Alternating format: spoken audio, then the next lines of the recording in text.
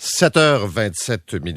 Marine Le Pen, présidente du Front national, est en tournée au Québec pour quelques jours, d'abord dans la vieille capitale et puis séjour à Montréal. Et on a vu quand même que c'est une visite qui a suscité beaucoup de réactions, quelques protestataires, mais aussi elle est boudée par la classe politique. Le chef du Parti québécois a même grondé les jeunes péquistes qui l'ont rencontrée. Elle est avec nous ce matin. Bonjour, Madame Le Pen. Bonjour, Monsieur Arcan. D'abord, est-ce que vous avez tenté d'obtenir des rendez-vous avec des élus, des maires, des députés pour votre visite ici?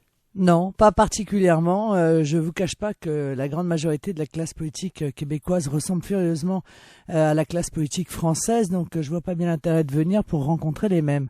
Je suis venu pour parler aux Québécois et je crois que ma notoriété me permet précisément de le faire directement. De surcroît, j'ai du mal à trouver dans la classe politique des responsables assez courageux pour aborder les sujets que je porte, les préoccupations que je porte au niveau mondial, pas seulement français. Le problème de la mondialisation sauvage, le problème du modèle économique du libre-échange échevelé, le problème de l'immigration de masse et de la submersion migratoire qui est à l'œuvre non seulement dans l'Union européenne mais ici, le problème des choix du modèle de société, communautarisme ou laïcité entre guillemets à la française. Voilà, ce sont des sujets qui ont l'air de faire peur à la classe politique québécoise. Bon, bah écoutez, tant pis. Moi, ce que je sais, c'est que j'ai eu une avalanche de messages de Québécois sur mon compte Facebook pour me dire que j'étais la bienvenue et qu'ils étaient extrêmement contents que j'ai pu venir jusqu'à Québec et à Montréal. Parlons de vos politiques. Vous avez dit que, par exemple, sur la question de l'immigration, que la proposition du Québec, du gouvernement actuel du Québec, de faire passer de 50 à 60 000, c'était beaucoup. Vous dites également qu'il y a des dangers d'accueillir des réfugiés, 25 000 réfugiés syriens. Mais dans les faits, Madame Le Pen, on n'a pas les mêmes problèmes que chez vous. L'arrivée de 25 000 réfugiés syriens, ça s'est bien passé. On n'a pas de Calais en Gaspésie, on n'a pas de camp de fortune. Les gens sont... En fait, le processus d'accueil se déroule assez bien. Oui, vous avez raison, mais gouverner, c'est prévoir. Le responsable politique, ce n'est pas un commentateur météo qui dit aujourd'hui il pleut. Le responsable politique, c'est celui qui se projette dans l'avenir et qui voit les difficultés qui peuvent arriver. Or, je suis désolé de dire que ce discours-là a été tenu en France aussi. Pendant des années, dans les années 80, on nous a dit mais regardez, on accueille de l'immigration, ça pose aucun problème, etc. Le problème, c'est que l'immigration engendre l'immigration et que les flux migratoires se suivent les uns aux autres et dans les cas de crise mondiale comme nous vivons aujourd'hui, ces flux s'accélèrent et c'est là que les problèmes arrivent. Il est évident et chacun peut le comprendre que accueillir 500 migrants ne pose pas de problème. En accueillir 500 000, évidemment, en pose de lourd. D'autant plus que nous savons que nous sommes face à une migration particulière, puisque il est un fait acquis aujourd'hui que l'État islamique infiltre au travers des flux de migrants des terroristes. 3 des terroristes qui ont commis l'attentat du Bataclan à Paris avaient fait ce qu'on appelle la route des migrants, c'est-à-dire s'étaient cachés au travers des migrants à la demande de l'État islamique pour venir commettre des attentats. Alors oui, bien entendu, il faut être prudent et non, il ne faut pas nier le problème. Non, mais j'allais vous dire par contre qu'il y a des gens qui quittent le pays d'origine pour aller commettre des actes terroristes pour joindre l'État islamique.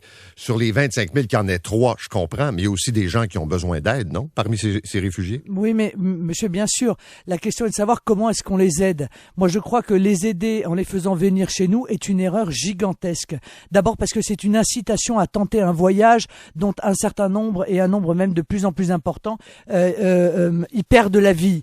Je pense que la mise en œuvre de campements humanitaires, de camps humanitaires au plus près de leur pays est évidemment la solution, pas ce déracinement massif qui est en train de se dérouler et qui évidemment pose de lourds problèmes aux pays qui accueillent des flux qui ne sont plus maîtrisables. Car lorsque vous accueillez une personne, c'est 10 qui se mettent en route pour venir rejoindre le pays. Or, avons-nous la capacité économique d'accueillir ces gens? Avons-nous des systèmes de protection sociale qui sont assez solides pour le faire?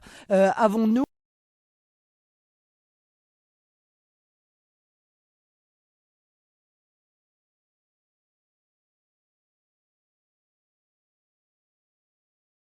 avez-vous véritablement envie que se développe le communautarisme, qui est la conséquence logique de l'immigration lorsqu'elle est justement si massive. je vous écoute, j'ai l'impression que, selon ce que vous dites, si vous faites une projection, on va se retrouver au Québec avec des ghettos, des quartiers fermés comme dans les banlieues parisiennes, des endroits qui sont contrôlés par des individus louches, où la police va rarement, que bref, on est en train, avec ce modèle-là, dites-vous, de reproduire ce que vous avez fait en France? Monsieur, expliquez-moi dans quel pays ça n'a pas donné cela.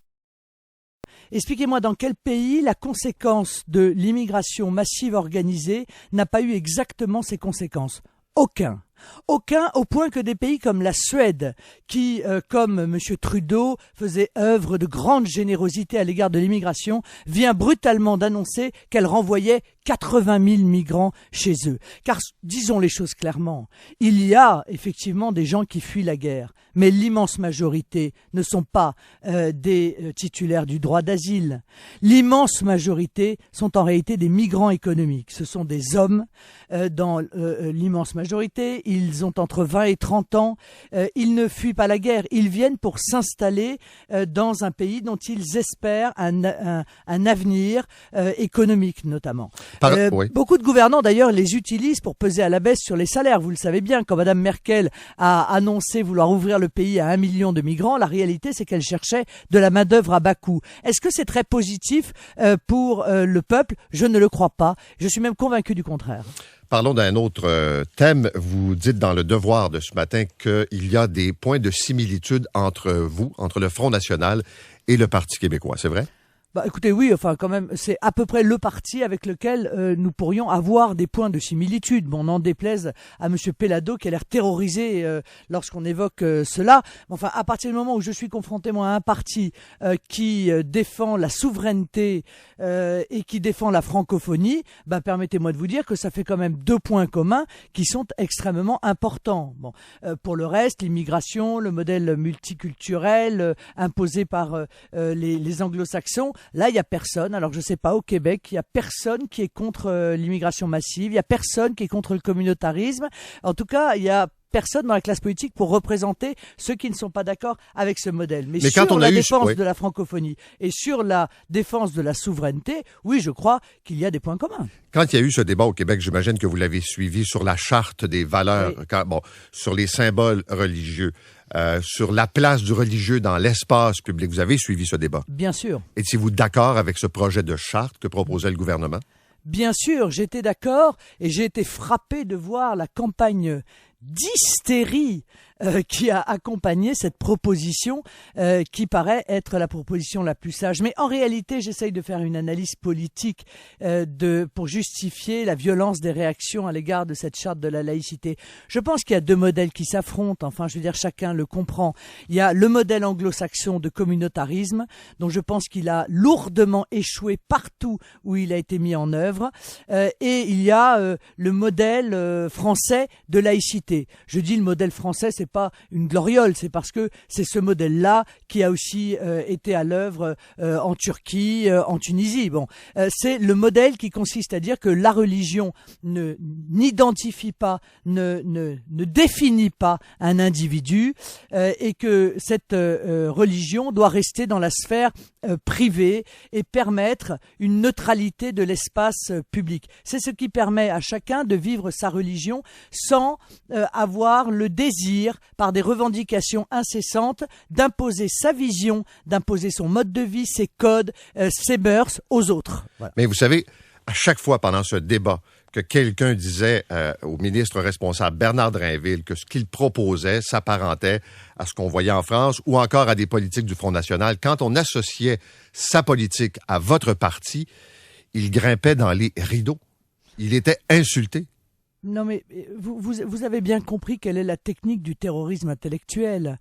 Dès qu'on ne veut pas d'une idée, on l'accuse de racisme, fascisme, nazisme, xénophobie et j'en passe et des meilleurs. Voilà. Sauf que cette diabolisation assez puérile a vécu. En tout cas, je peux vous dire qu'elle a vécu en Europe. C'est fini. Les peuples ont compris la technique de ceux qui veulent étouffer le débat en accusant les autres de ces insultes. C'est vrai, mais vous avez vous-même dû vous débarrasser de votre père, l'expulser du parti qu'il a fondé parce que ses propos étaient souvent dans la dérive, dans le racisme, dans l'antisémitisme? Non, je pense que la rupture avec Jean-Marie Le Pen était liée au fait que Jean-Marie Le Pen était tombé dans une forme de spirale de provocation systématique qui nuisait incontestablement au message que le Front National veut faire passer. Donc que je vous dise les choses de la manière la plus claire. Nous ne sommes pas racistes, nous ne sommes pas fascistes, nous ne sommes pas xénophobes, nous ne sommes pas repliés sur nous-mêmes. Nous souhaitons juste éviter au peuple des graves difficultés que l'on a pu constater par le passé. Nous sommes des défenseurs de la souveraineté. Nous pensons que les peuples ont le droit d'être libres, de décider pour eux-mêmes, de ne pas être soumis à une sorte de puissance supérieure qui viendrait lui imposer des règles du jeu, comme nous le vivons avec l'Union européenne en France, comme certains Québécois ont le sentiment de le vivre avec les pressions d'Ottawa. Mais nous sommes pour la coopération entre les nations. C'est ce que je suis venu dire. Je suis venu parler de la francophonie. Je suis venu dire que le français, à mon grand désespoir, recule au Québec. Et je trouve que c'est une grave perte. Parce que, encore une fois, la langue, ça n'est pas seulement un moyen de communication. C'est aussi une culture, justement. Ce sont aussi des valeurs communes. Et quand le français recule, ce sont ces valeurs qui, en l'occurrence, reculent. Donc, créer une banque francophone d'investissement, mettre en place un Erasmus francophone, permettre aux pays francophones de pouvoir commercer entre eux. Voilà des sujets sans soumission, sans volonté comment dire. En fait, vous voulez donner plus de pouvoir à la francophonie. Dans la coopération, oui, je crois que la francophonie doit s'organiser. Okay. Voilà. Et aujourd'hui, rien n'est fait pour cela. Et j'ai envie de dire que le Québec, qui est le symbole de la francophonie, beaucoup de dirigeants politiques québécois sont en train de rendre les armes, et je trouve que c'est véritablement